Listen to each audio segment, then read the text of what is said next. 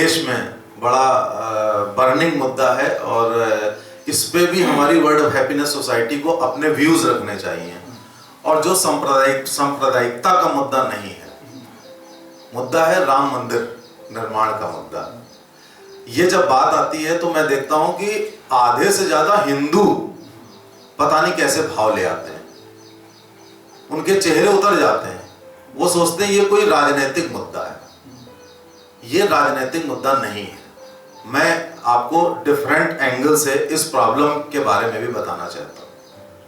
1947 में इस देश में विभाजन हो गया। विभाजन का आधार क्या था?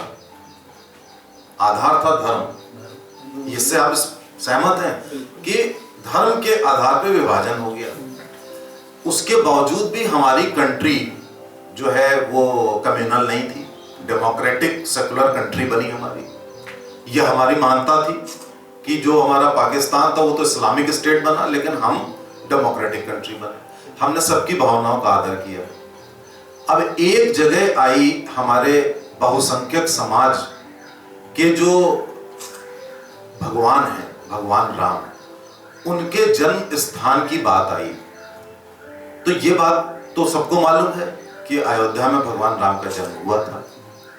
दूसरी बात यह कि आर्कियोलॉजिकल सर्वे ऑफ इंडिया जो है उसकी रिपोर्ट में वहां पे भगवान राम का मंदिर था, ये भी बिल्कुल क्लियर बात है। उसमें सारे अवशेष मिल गए, ये भी क्लियर बात है। हाई कोर्ट ने भी उस रिपोर्ट को संज्ञान में लेके बिल्कुल डिट्टो कर दिया।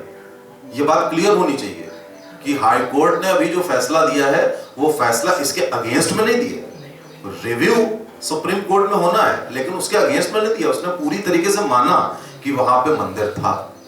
अब आपके देश का विभाजन हो गया, कहा गया कि एक हिंदुस्तान है, एक पाकिस्तान है। हमने तब भी सबकी भावनाओं का ध्यान रखा। अब एक जगह धार्मिकता और भगवान का प्रतीक जहां पे जन्म लिया भगवान ने, वहां पे एक मंदिर का मुद्दा है और वहां पे आप मंदिर नहीं बना सकते। ये बड़ी विडंबना की बात है। वहां पर एक क्रूर शासक बाबर ने मस्जिद बनाई थी, ये आपको क्लियर है। वो जो मस्जिद थी वो उस पर कभी नमाज नहीं पढ़ी जाती थी, ये भी बिल्कुल क्लियर बात है। अब एक खंडहर को हटा दिया, चलिए भाई वो एक लॉ एंड ऑर्डर का इशू था, हटाना नहीं चाहिए था इस तरीके से, चलिए हट गया।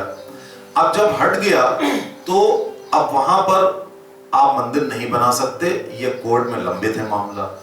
कोर्ट के ऑर्डर के बाद आप बना सकते हैं, उस पर भी बवाल होगा। अभी से आपको बता रहे हैं, निश्चित बवाल होगा।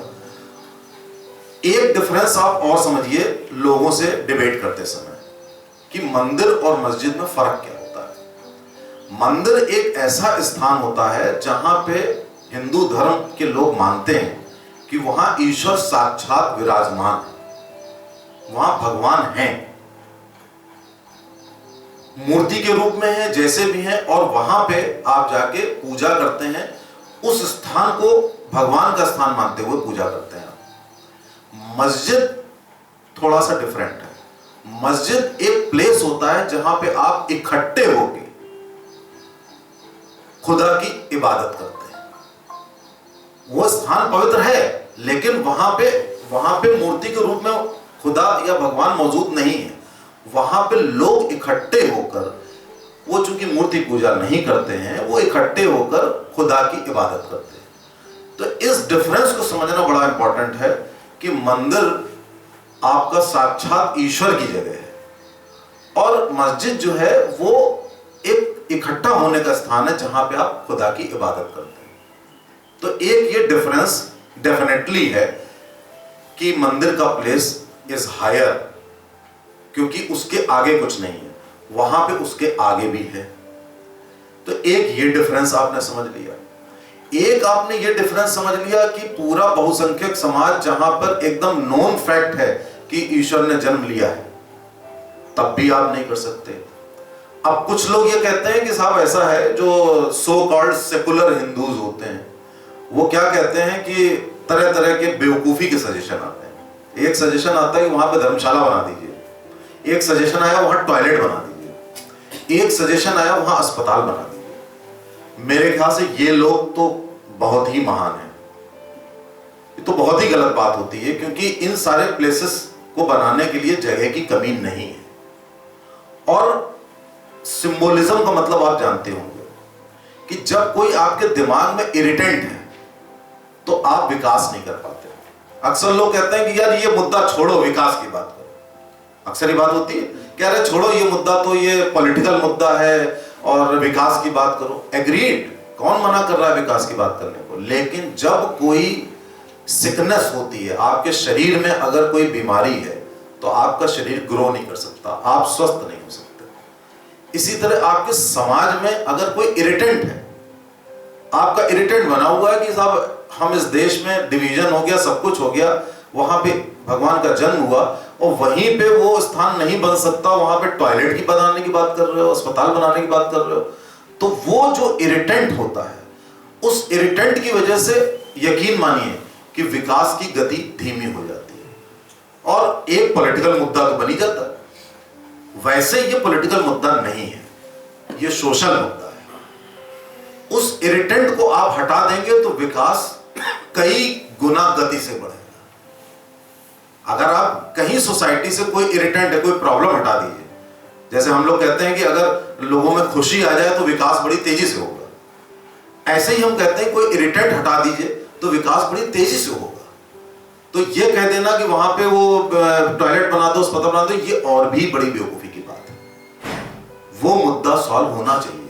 ये जिद कौन सी कि उसी जगह पे हम साहब लड़ेंगे और उस जगह पे नहीं बनने देंगे, जबकि आपका तो इबादत की जगह होती है। इकट्ठा होने के लिए कोई भी जगह अगल बगल बनाई जा सकती है और सारे स्ट्रक्चर कुछ भी हैं अगल बगल बनाए जा सकते हैं। तो ये जो राम मंदिर का मुद्दा है, इससे आप परहेज मत करिए। अक्सर क्या होता है कि ज्यादातर लोग कहते हैं अरे यार ये पॉलिटिकल मुद्दा है। ये पॉलिटिकल मुद्दा नहीं है, ये सामाजिक मुद्दा है। ये इरिटेशन अगर ज्यादातर लोगों के माइंड में रहेगा तो वो इरिटेशन बना रहेगा, वो मुद्दा भी बना रहेगा, उस पर राजनीति भी होती रहेगी और विकास में भी बाधा आएगी। तो मैं चाहता हूं कि आप लोग वर्ल्ड हैप्पीनेस सोसाइटी की आइडियोलॉजी स्प्रेड करें तो इस लॉजिक के साथ करें कि ये ऐसी बात नहीं है जो कह रहे जो पॉलिटिकल मुद्दा नहीं है। तो आप तथ्यों को रख के अगर लोगों के सामने करेंगे तो लोग बिल्कुल कन्विंस होंगे। Thank you very much. इस पे भी बात करेंगे कि क्या